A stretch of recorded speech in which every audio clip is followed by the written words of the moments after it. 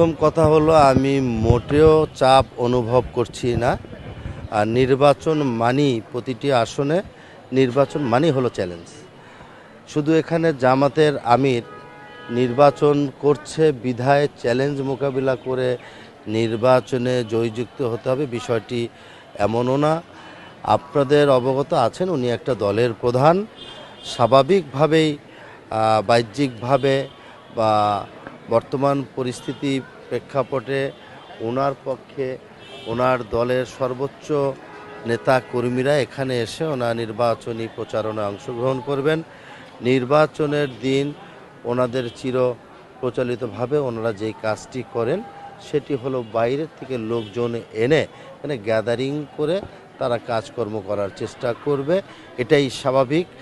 আমরাও ওই বিষয়টাকে মাথায় রেখে আমি যেহেতু আমার জন্ম এখানে বৃহত্তর মিরপুরে, মণিপুরে আমার জন্ম, আমি কাফরুল মিরপুরের প্রতিটা অঞ্চলে আমার সাংগঠনিক নেতাকর্মীরা আছেন, এর পাশাপাশি এলাকার স্থানীয় নেতৃবৃন্দরা আছেন, তাদের সাথে নিয়েই সব বিষয় নির্বাচনী প্রচার, নির্বাচনী পরিকল্পনা এবং সাংগঠনিক সব বিষয়গুলো আমি করে থাকি। তো চ্যালেঞ্জের বিষয়টা দেখেন, নির্বাচনে ফলাফলের আগে কেউ কখনো বলতে পারবে না যে আমি জয়যুক্ত হবে। আমি আশা করি ঢাকা 15 আসনটা বিএনপির একটা দুর্গ, এটা আপনারা সকলে অবগত আছে। এখানে ঘনবসতি, ভোটার 3,54,000 সামথিং। এর আগেও এখান থেকে 2018 সালে জামাতের আমির সাহেব ধানের শীষের প্রতীক নিয়ে এখানে নির্বাচন করেছিলেন। সেই সময় আমি মহানগর যুবদলের সাধারণ সম্পাদক ছিলাম। তখন এই অঞ্চলে আমার সাংগঠনিক যেই নেতৃবৃন্দরা ছিল তাদেরকে সমন্বয় করে জামাতের আমির সাহেবের পক্ষে আমরা এই নির্বাচনটা করেছিলাম।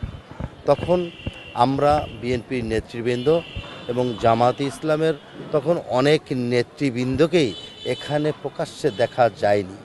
এখনও পর্যন্ত জামাতের যে সমস্ত নেতৃবৃন্দরা আছেন তাদের প্রকাশ্যে আমরা কখনোই ঘোরাফেরা করতে দেখিনি।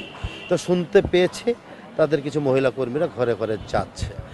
তো আমরা গণতান্ত্রিক দল, আমরা প্রকাশ্যে গণসংযোগ করি, প্রকাশ্যে মানুষের দুয়ারে দুয়ারে যাওয়ার চেষ্টা করি, সমস্যার কথা শুনলে সেখানে গিয়ে আমরা তাদের সমস্যার সমাধানের চেষ্টা করি।